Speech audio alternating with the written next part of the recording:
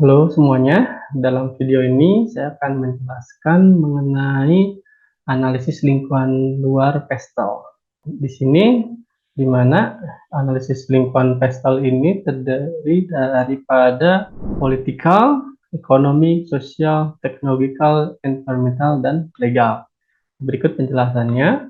Jadi, yang namanya lingkungan luar itu, kita harus identifikasi hal-hal yang memang kita tidak bisa eh, mengkontrol ya, tidak bisa mengkontrol hal luar ini seperti faktor politik, ekonomi, sosial, teknologi, environmental, dan juga legal. Dan di sini kita hanya bisa beradaptasi dalam hal ekstol ini. Nah, apa saja? Yang pertama adalah political factors. Di sini ada pajak perusahaan, inisiatif kebijakan fiskal, sengketa perdagangan bebas, monopoli, dan masalah persaingan lainnya. Dan di sini political factors ini berkaitan erat dengan faktor politik dari sebuah pemerintahan di sebuah negara. Jadi kita harus bisa beradaptasi faktor politik tersebut. Contohnya monopoli. Dan di sini di Indonesia praktek monopoli tidak diperbolehkan. Namun di beberapa negara ada yang memperbolehkan praktik monopoli. Kemudian faktor ekonomi terdiri dari suku bunga, tingkat pekerjaan, inflasi, dan nilai tukar. Jadi di sini kebijakan dari ekonomi dari sebuah negara kita harus menyesuaikan hal ini seperti suku bunga, kemudian tingkat pekerjaan, inflasi, dan nilai tukar. Nah, ini apalagi kita misalkan barang impor, berarti nilai tukarnya seperti apa daripada mata uang kita miliki. Kemudian berikutnya adalah social factors, yaitu pertimbangan demografis, tren gaya hidup, keyakinan konsumen, dan juga kondisi ketenaga kerjaan. Di sini kita harus menyesuaikan faktor sosial dan budaya yang dimiliki dari sebuah wilayah. Nah, kemudian di dalam technological factor, di technological factor terdiri dari otomatisasi, kemudian bagaimana penelitian dan pengembangan atau research and development dapat mempengaruhi biaya keunggulan kompetitif dan juga infrastruktur teknologi seperti 5G, IoT, dan lain-lain, dan juga keamanan cyber.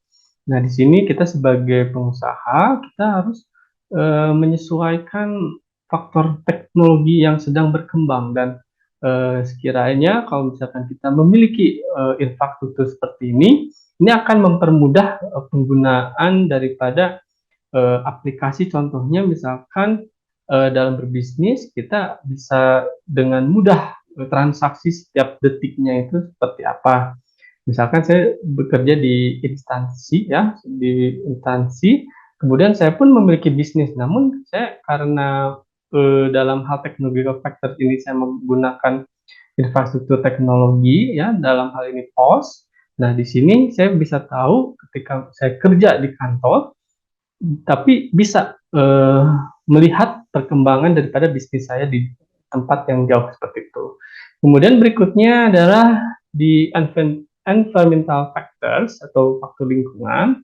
Ini berkaitan erat dengan kebijakan dan kita juga harus melihat dari sisi seperti carbon footprint ya, jejak karbon, kemudian dampak perubahan iklim, termasuk risiko fisik dan transisi, kemudian meningkatnya insiden dari cuaca ekstrim dan penata gunaan sumber daya alam ya, seperti air tawar.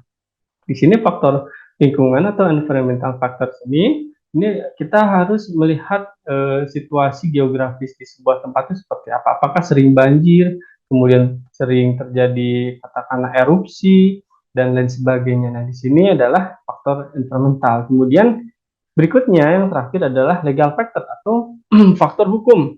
Yang mana faktor hukum ini yaitu mengenai peraturan industri, lisensi dan izin yang diperlukan untuk beroperasi, kemudian ada undang-undang ketenagakerjaan dan perlindungan konsumen dan juga perlindungan kekayaan intelektual.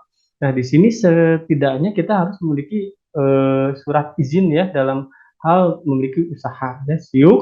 Nah, kemudian berikutnya setelah itu ketika kita memang memiliki pangsa pasar yang baik, kemudian kita sudah lancar dalam hal katakanlah transaksi dengan konsumen lalu berkembang, maka sekiranya kita mesti memiliki hak kekayaan intelektual dalam hal brand kita. Kita daftarkan merek kita ke Kemenkumham. Nah, ini sangat mudah sekali, ada di website Kemenkumham ya, Dirjen Kemenkumham, kita bisa mengapply ya daripada hak merek kita. Nah, untuk hal ini demikian, jadi pestal ini sangat berguna bagi kita untuk mengidentifikasi bagaimana sih faktor luar atau lingkungan luar yang memang kita tidak bisa mengaturnya ya, kita bisa mengontrol tapi kita bisa beradaptasi. Nah, demikian disampaikan, semoga bermanfaat dalam video ini. Terima kasih.